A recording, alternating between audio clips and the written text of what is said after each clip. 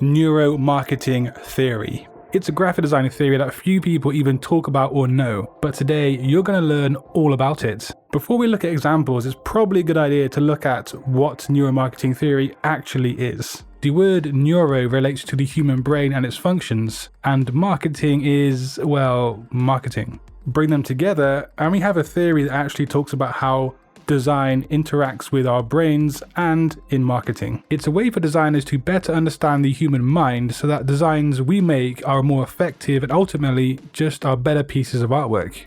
Some of the common neuromarketing tools are EEGs to observe brainwaves, face coding to record expressions, and eye tracking technology. But of course, we don't have access to any of those things. Well, most of us anyway. So, how can we actually make use of this theory? Luckily for us, big brands and companies have spent millions of dollars on neuromarketing studies, and so us designers can come along and then make use of those findings completely for free. The first way designers can use neuromarketing theory is to consider the 5 human senses. And trust me when I say, if you get this right, your designs would evolve into visual beast mode. Coca-Cola are masters of sensory neuromarketing. Now, did you ever notice how on the adverts, you sometimes hear and also see that chilled bottle of Coke open up with a dramatic fizz and bubbles, and often in slow motion. And they know that when people see this, they're going to be completely captivated by it because they're going to be brought right back to that point where they last drank some Coke, and it kind of puts them in that mental state. Or let's talk about Starbucks. Now, Starbucks cups and their sleeves have a distinctive texture that customers associate with that brand. I'm sure you probably know what I'm talking about. That specific texture will make the customer feel comfortable and comforted when they get their product in their hand. Not to mention that lovely aroma of ground coffee as soon as somebody enters a store. Now, you're probably thinking to yourself, yeah, that's pretty cool, but what does it mean about my designs and my career? Now, you can make viewers of your designs feel important things via 5 senses. For example, on this design here, there is a textured paper effect. Yeah, sure, it's just a visual and the viewer can't actually touch it, but subconsciously it does reach them. Or here, this design for Fanta. Just look how juicy and appetizing it looks. This will trigger the sense of taste in the viewer, which then leads them to actually wanting the product. And then right here, that gloopy melted cheese. And on that cheese, we have texture when someone eats it, and then of course, the taste. So when it comes to the 5 senses in neuromarketing theory, think about these senses and how you can actually make the viewer feel something, but in a way that will actually help make your design's message more effective to the viewer. If your design needs to make somebody feel relaxed and at ease, maybe use some soft textures on your design matched with low contrast and muted hues. Think about the viewer's 5 senses and then apply that to your design and the message. So next up, using a human face or faces on your graphic designs has actually been shown to increase the effectiveness of these designs by quite a lot. Scientists working with the brand Urban Decay found that social media posts are up to 11 times more clickable when a human face is included. There is a big however in there. If you are going to use a human face on your design, then you need to go back to the goal and the message of your design. Now, it might sound completely shallow, and in some respects it is, but this is what marketing theory or neuromarketing theory and marketing research has found. If you're making a design that needs to create a negative feeling to the audience, then a mediocre or unattractive person is the best option.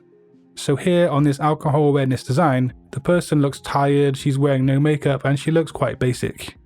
And then if the design wants to promote or show something desirable, that's when an attractive face or model is going to be used, as seen with this perfume design where the model is glamorous and physically attractive.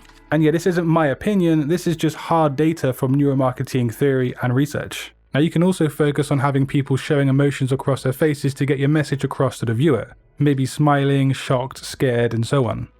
We're not done yet. No. But you might have actually realized and discovered at this point that neuromarketing theory actually covers a wide scope of graphic design, and it's made up of lots of smaller theories that kind of make a governing directional theory. Another important branch of neuromarketing is social proof. Studies found that 88% of people typically rely on reviews and recommendations to make a purchase decision. Now, you watching this right now, you're probably not someone who's involved in marketing. So, Let me explain how it can actually influence your graphic designs. Now, typically, social proof works by a website or a design showcasing proof that they are legit or they can offer what the audience wants. If it's Nudgify being trusted by 3,100 brands, or a graphic design portfolio with a testimonial page, proof leads to audience confidence on your design. But it can go way deeper than that. Now, on the website where I sell my e-guide, on the homepage, I list some key points that the guide is going to solve for the people who download the guide. It shows them what they can get from the download in a quick and concise way. This design for Branch Basics uses line graphics and typography to prove to the viewer that this product is non-GMO, it's plant-based, and so on. They know the target audience really well, and then they hit them with some relevant proof. Sure, it's not actually backed up by anything, but more often than not, this will be enough for most people. Now, if you've made it this far in today's video, well done to you. You might have actually stumbled across the most important takeaway from this. Don't make your audience think, make them feel.